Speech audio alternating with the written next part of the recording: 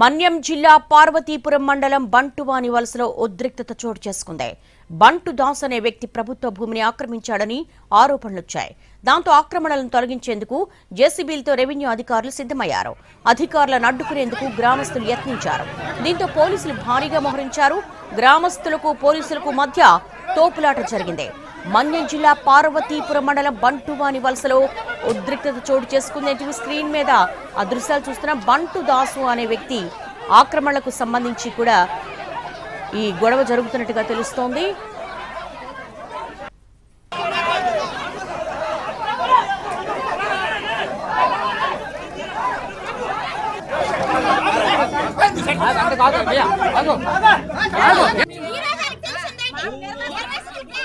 ప్రస్తుతం మనం చూస్తున్న దృశ్యాలు మన్యం జిల్లా పార్వతీపురం మండలం బంటువాని వలసలో గొడవకు సంబంధించిన దృశ్యాలు. అక్కడ ఉద్రిక్తత చోటు చేసుకుంది.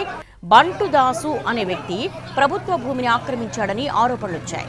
దాంతో ఆక్రమణను తొలగించేందుకు జేసీబీలతో రెవెన్యూ అధికారులు సిద్ధమయ్యారు. అధికారులను అడ్డుకునేందుకు గ్రామస్తులు యత్నించారు. దీంతో పోలీసులు భారీగా మోహరించారు. గ్రామస్తులకు పోలీసులకు ఓ దశలో తోపులాట జరిగింది.